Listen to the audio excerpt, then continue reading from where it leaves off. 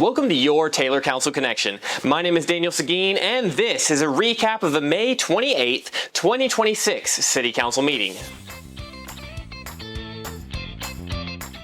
The meeting began with the consent agenda, non-controversial and routine items that can be voted on with a single vote.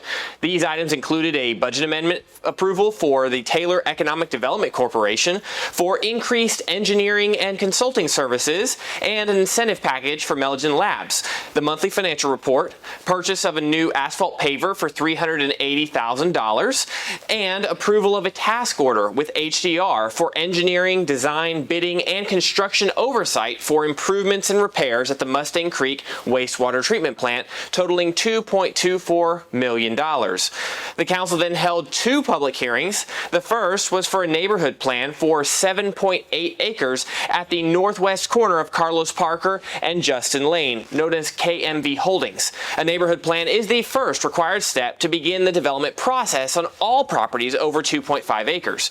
It provides a proposed layout of the property with intended roadways, zoning, parks, and drainage. Despite the name, a neighborhood plan is not just for residential neighborhoods, but is used for all developments except for large format industrial or special uses that don't conform to our typical zoning requirements. KMV Holdings is proposing 120 apartments, a hotel, 8,000 square feet of retail space, parkland, trails, a clubhouse, and a public meeting space. The second public hearing was for a special use permit to allow for multifamily dwellings at 1019 West 3rd Street. This item was brought before the council at the April 9th meeting. At that time, the council felt that the development needed more refinement to fit within the surrounding neighborhood and sent it back to planning and zoning for another review. Both items will come before council for final consideration at a later meeting. Next, the council heard a presentation from the Williamson County and Cities Health District.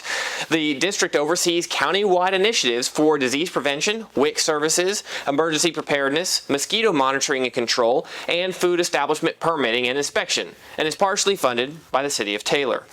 The council then approved a professional services agreement with the Omni Tech International to produce a 4-year strategic plan for the Taylor Police Department. The plan process will include community and staff input, an evaluation of the current mission, vision, and values, development of short and long-term goals for the department to meet the community expectations, and alignment of operations with industry best practices. The total cost is not to exceed $14,400. They also approved a contract with Linda Roberts Consultant, LLC, to conduct a comprehensive external audit of the police department evidence room. It is best practice to conduct an independent audit of the evidence room every 3 to 5 years. It is approaching 5 years since our last one. Staff conduct internal audits monthly and quarterly. The total cost of the audit is $3,600. During executive session, the council consulted with the city attorney regarding easement acquisition for the Tammy Lane Sewer Project, the comprehensive plan project contract with Friesen Nichols, and Project Spear, Phantom, Goal, Mustang, Hulk, AP, Red, Supernova, Pack, Beagle, Hold, and Toy Story. Out of executive session, the council authorized the city manager to negotiate and enter into an agreement for the purchase of a utility easement for the Tammy Lane Sewer Project.